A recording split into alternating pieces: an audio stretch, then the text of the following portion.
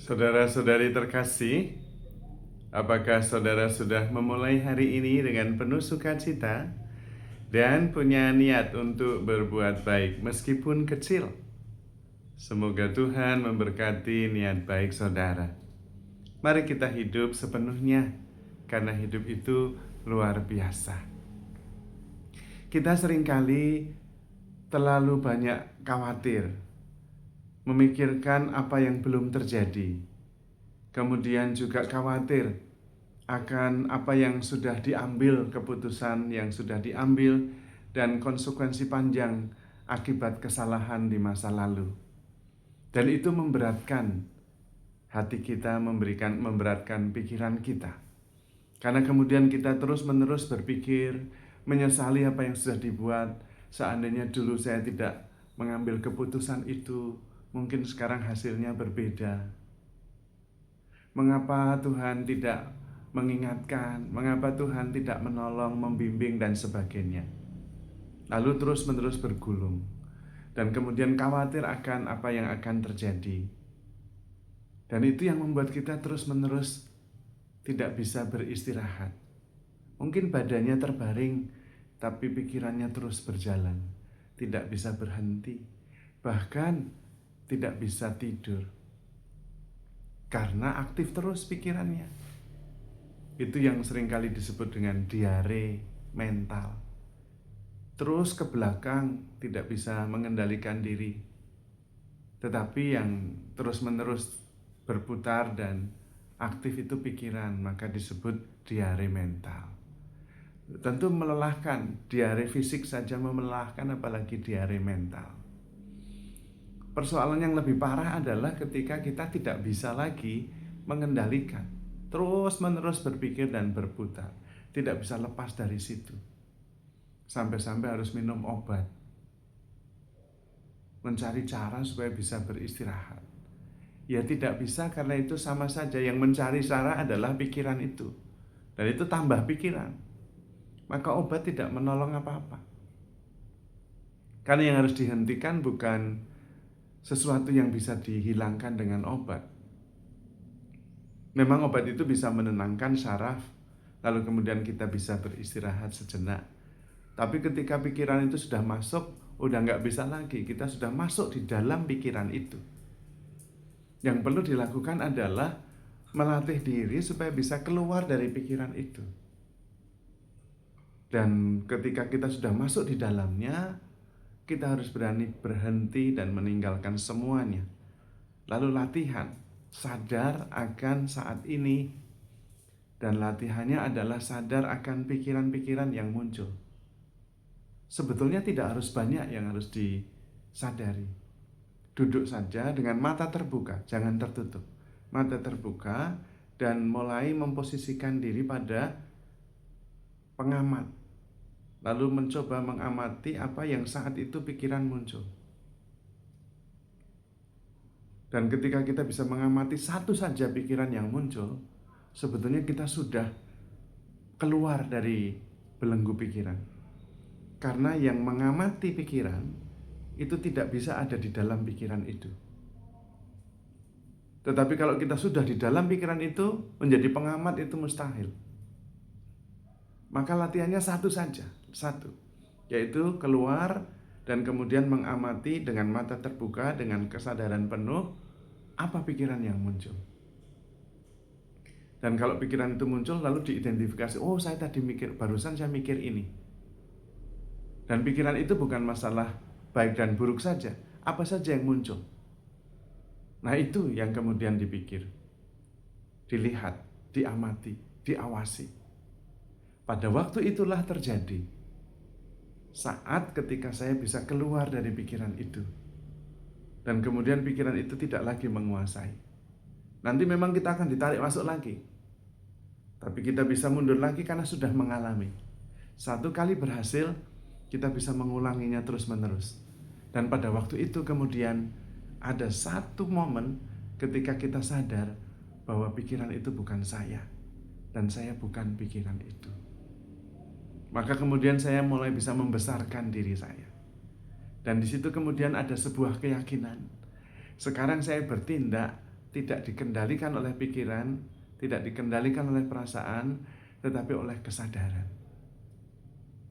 Pelan-pelan ketika itu terus dilakukan setiap hari dan berhari-hari, kemudian ada sebuah kepercayaan diri bahwa saya bertindak sekarang ini karena saya menyadari tindakan saya, bukan otomatis saja, bukan dikendalikan.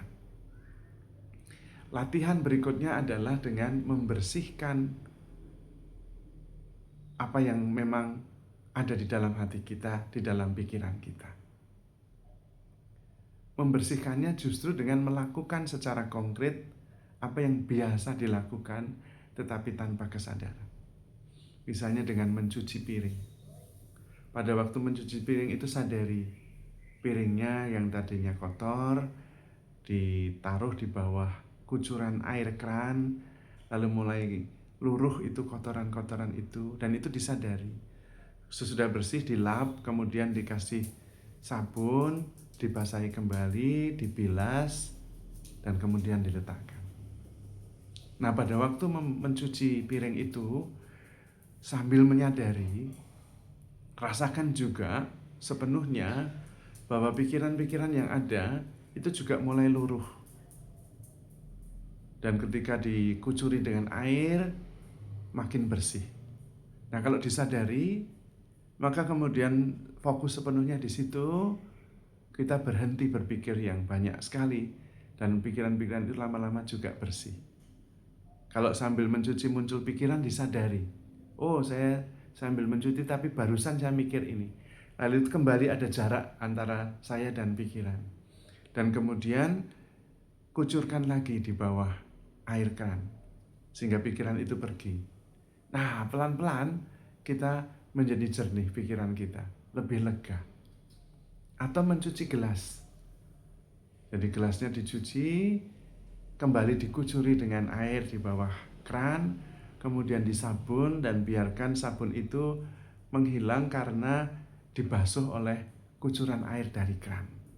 Sama, disadari sepenuhnya bagaimana sabun-sabun itu mulai bersih dan kemudian gelas itu tidak lagi licin dan kemudian kosong dan kemudian menjadi bersih. Pada waktu kosong itu juga sadari bahwa pikiran kita juga mulai kosong karena dibersihkan oleh kesadaran. Nah, pada waktu itu kemudian saya tidak lagi bertindak atas dasar pikiran belenggu otomatis, tetapi atas kesadaran. Dan makin jauh itu jarak antara saya dan pikiran. Sampai ketika pikiran itu muncul, saya bisa memberi senyuman dan mengatakan, thought is just a thought. Feeling is just a feeling. Saya yang bisa mengalami itu semua. Lalu kemudian saya bertindak atas dasar kesadaran. Sehingga hidup saya jalani dengan kesadaran. Saya lebih percaya diri karena saya menjalannya dengan kesadaran dan bisa mengatur langkah saya mau kemana, pikiran mana yang mau saya pikirkan, dan kemudian keputusan apa yang mau saya ambil. Pada waktu itulah saya memperoleh kebebasan.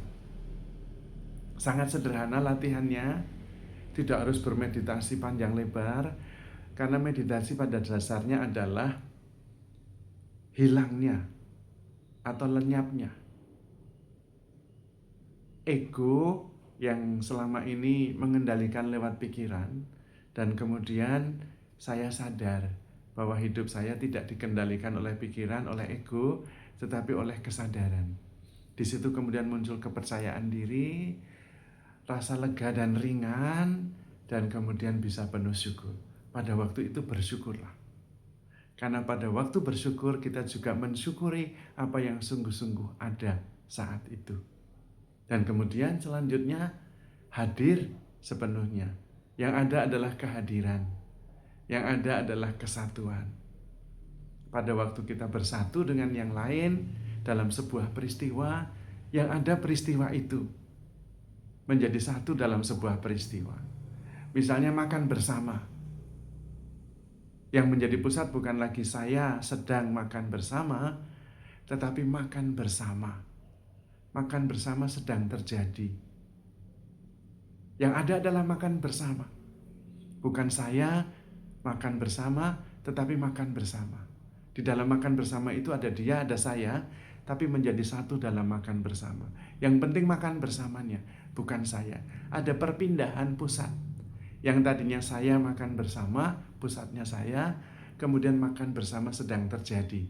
Ada dia dan saya dalam sebuah happening makan bersama. Lalu kemudian ego pelan-pelan hilang, menyatu dalam setiap peristiwa. Kalau bisa terus begitu, lama-lama kita just live, just be. Shifting from thinking to experiencing. Menjadi satu dengan sebuah peristiwa. Berbahagia dengan orang yang berbahagia, berduka dengan orang yang berduka. Saya bukan lagi menjadi pusat, tetapi happening, peristiwa itulah pusatnya. Dan setiap peristiwa terjadi karena rencana Tuhan. Dan pada waktu itu saya ada karena saya dilibatkan oleh Tuhan dalam sebuah peristiwa. Sehingga kemudian kita hidup tidak berpusat pada ego, tetapi pada rencana Tuhan yang terjadi pada setiap peristiwa. Pada waktu itulah kemudian kita bisa sadar sepenuhnya dan kemudian tidak terbebani oleh beban-beban pikiran masa lalu maupun kekhawatiran akan peristiwa yang belum terjadi. Dan pada waktu itu kita hidup sepenuhnya. Dan pada waktu hidup sepenuhnya kita sungguh bisa bersyukur, bersukacita, dan kemudian mengalami kasih setia Tuhan yang terus hadir di dalam setiap peristiwa. Maka saudara-saudari terkasih, handle yourself with care because you are loved. Tuhan memberkati.